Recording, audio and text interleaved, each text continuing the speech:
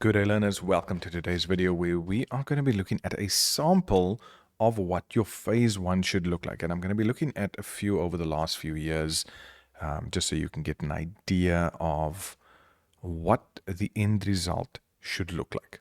Okay, so I'm going to be scrolling down here again in the DBE PAT. So remember now, we mentioned all of these things, right? So let's go and look at a sample. I've got a few here. This is a fairly old one. So here we have the phase one folder. This person has their phase one working document. So there we've got our one document that we need. And it's got another folder. Well, it doesn't have much in, but that's for all the sources. So maybe he took a screenshot of a website, maybe he downloaded something, but he or she would put everything in there. Okay, so let's open up the phase one document. And let me just bring this over. Right, so we're going to look at this and we're going to compare it with what we need to do.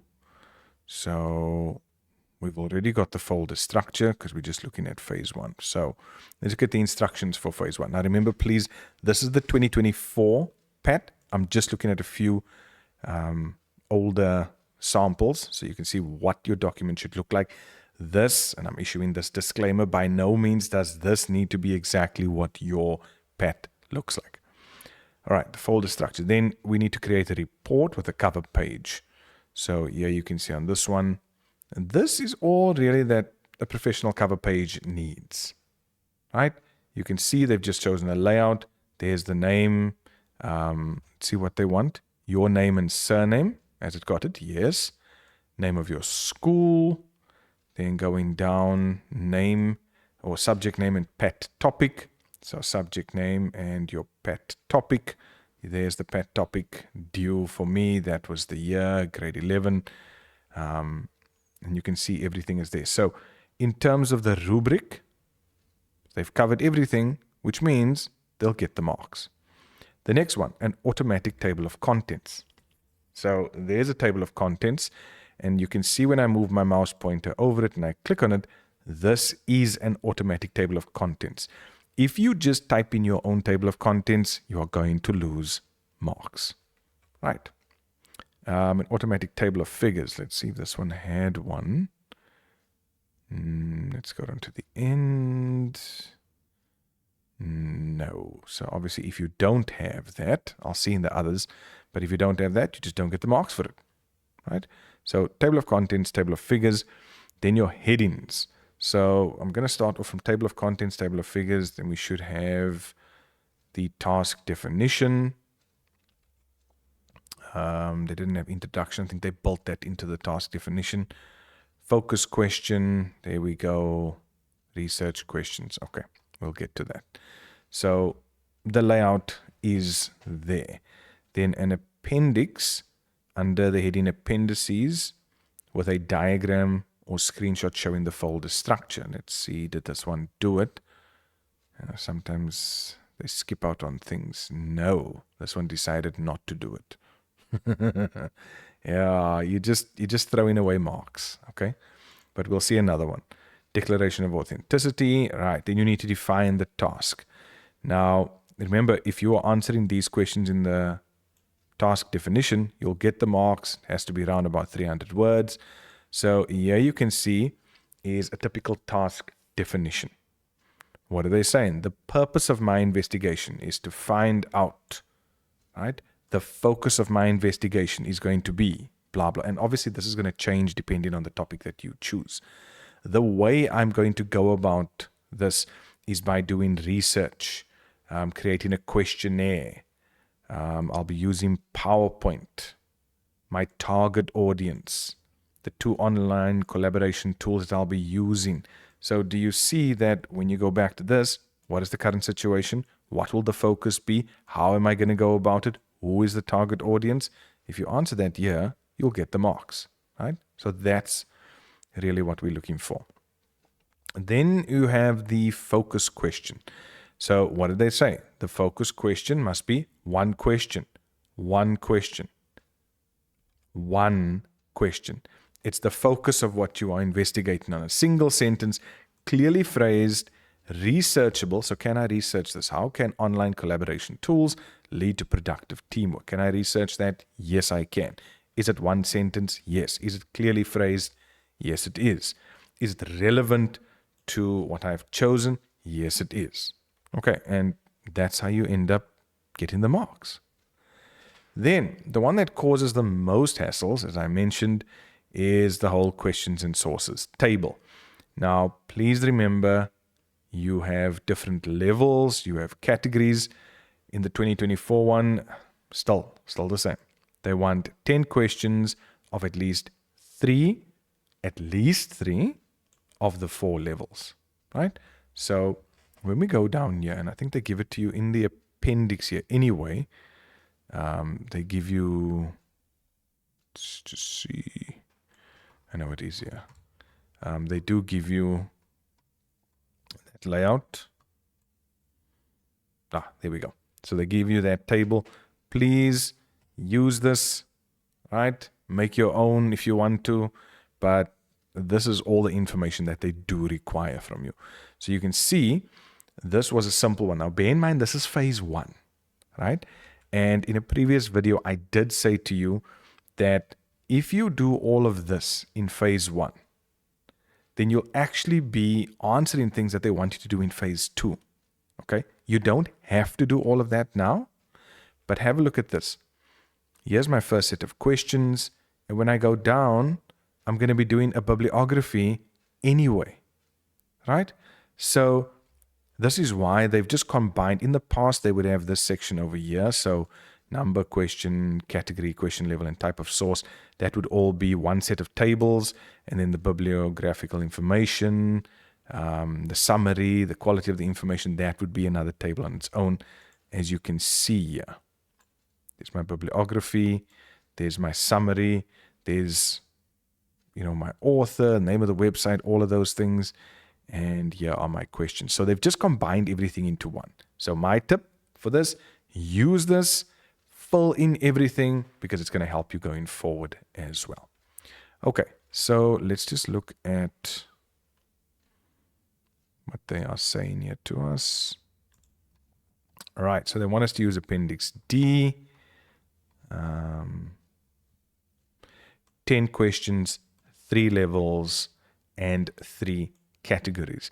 Now remember, these 10 questions are there to help you find more information on your topic. It's to aid in your research. That is the purpose of these questions, right? They also mention for each of the 10, locate sources that you're able to use to answer the questions.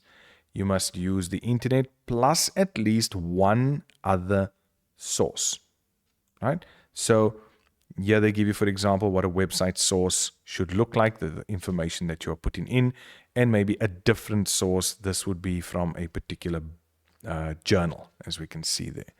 Okay, so let's have a look at what this individual did. Right, research questions, and there you can see they've put this into different categories. This is the first category, calendar management. And they've popped in 4 questions. Now, you are not told how many questions you need to have per category. That's entirely up to you. But you'll see there's 3 categories. So there's 2 questions there. There's 4 questions there, 4 questions there, and that totals up to 10 questions. Are the questions on different levels, at least 3 of the 4? Yes, they've indicated the different levels. And then have a look at the last one. They've used the internet as a source for almost everything except 2 of the questions.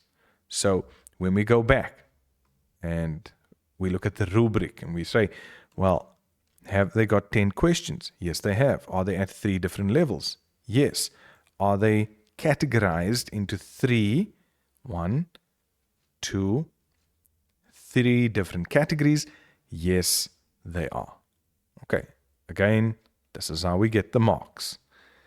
And then we scroll down. Yes, they're just giving us that again because we need to pop in a bibliography as well. And here you can see, and this is all just phase 1. I know they had a condition for the bibliography. Okay, so that's identifying sources, right? So you need to identify at least 2 sources, as in 2 for the website and 1 other.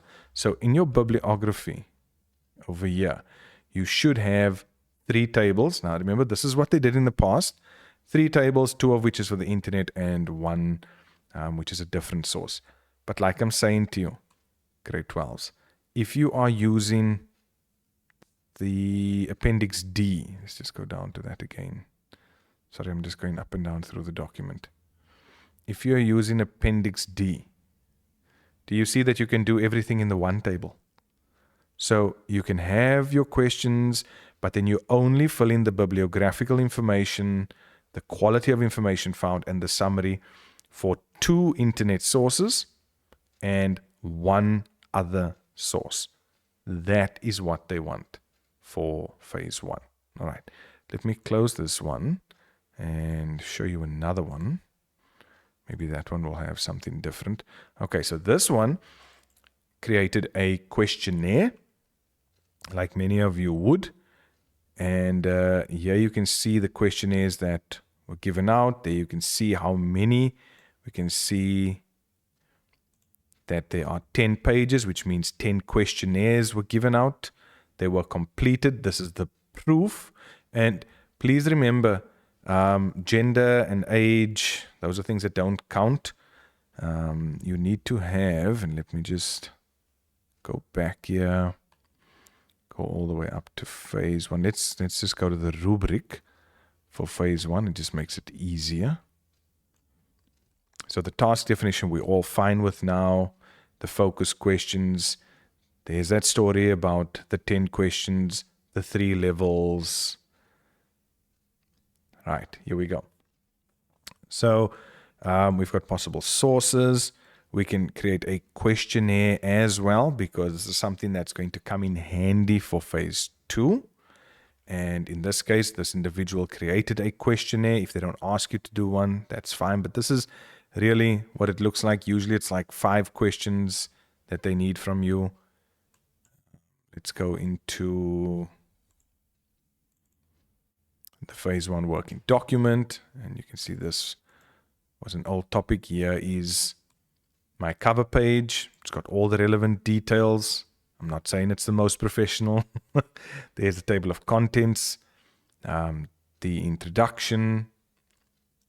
Now, do you see the problem here? Because the focus question is not even a question, and there's too much information.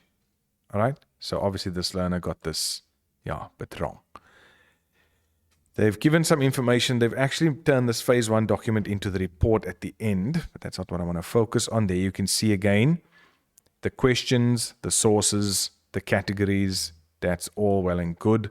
There's the bibliography that they used to use. I just want to see. And they've put in the questionnaire as well, just 1 page to show the questionnaire. And there's the screenshot of the folder structure. Okay, so that is what they want to see under the heading Appendices and folder structure in your phase 1 working document as well. All right, let's look at one more so you have a good idea of what's expected of you. Here's another one, all the relevant information, table of contents. This one's introduction was actually a task definition. That is not a proper focus question. Same story here. What I wanted to show you. There again. There are your 3 categories. There's your questions, your sources, your bibliography. Now, do you see it's just better if you have everything as one big table? Okay. And then the questionnaire as well, and the folder structure. Okay. So, grade 12s, I hope that really helps you. Let's just go through the rubric to make sure we are on track. So remember, our task definition is 4. Our focus question, that's another 4 marks. Then we start creating that whole table, and we pop in all the relevant information that they want. The bibliographical information, all of that, the evaluation as well, and the summary and then handing in a single report. Do you see that in those phase 1 folders? I had a single document. It's got all the headings. It's got the appendix. It's got the evidence of sources available as well. And that's in that table. Everything is there. And guys, that's what you need to do in order to get your 32 marks.